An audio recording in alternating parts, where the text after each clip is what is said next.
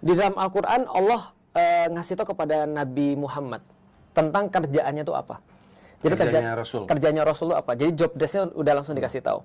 Dan job desk-nya Rasulullah yang dikasih tahu oleh Allah adalah dalam surah Al-Jumu'ah, huwallazi ba'atsa fil ummiyina rasulam minhum yatlu alaihim ayatihi wa yuzakkihim wa yu'allimuhumul kitaba wal hikmah. Ada 4 jadi.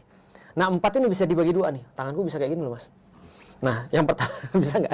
Bisa. Klingon berarti. Klingon, betul sekali. Nah, jadi yang pertama, bukan Klingon, Spock tuh apa ya? Oh ya ini apa Spock ya? Iya, itu iya. Pokoknya.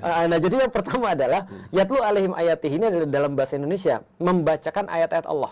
Nah, Vulkan. Oke, lanjut. Oke. Vulkan. Apa Vulkan? Vulkan yang bisa Oh, gini. Vulkan, iya benar, Vulkan.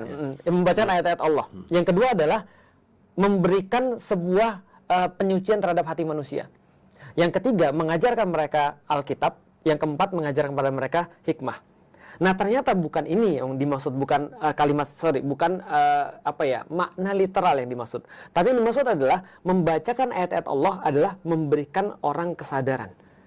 Kalau gampangnya sekarang adalah dari tidak tahu menjadi tahu. Kognitifnya dilatih. Yang kedua adalah wa yuzakkihim, dari orang tidak mau menjadi mau. Dua ini kalau digabung adalah non fisik. Ini why.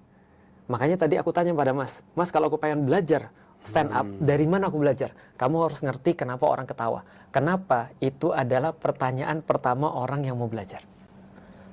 Jadi ketika kenapa yang sudah tahu, orang baru bisa masuk ke how to. Betul.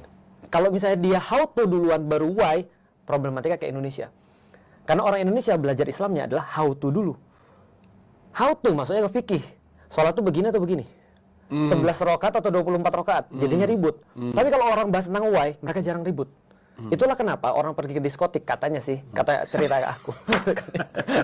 daripada aku dipinah kan? Iya. Katanya sih. Tanya sama saya aja. Gimana Mas? Kalau orang di diskotik apa mereka pernah ribut bagaimana cara mabuk? Nggak ada. Karena mereka sudah tahu kenapa kita mau mabuk, kenapa kita mau sober kan gitu kan ya. Itu udah cukup bagi mereka untuk berbeda-beda walaupun tetap satu tujuan. Aduh, Ustaz. Kan mereka maunya mabuk. Nggak pernah kan ada orang yang sok fikih dalam tanda kutip, lu mabuk anggur merah atau anggur putih? Apaan sih lu? Lu ngapain sih? Itu dosis lu berapa sih? Vodka, gin atau apa sih? Yang penting kita mabuk kan. Nah, orang mabuk bersama itu bisa bareng-bareng karena mereka tahu alasan kenapa mereka mabuk.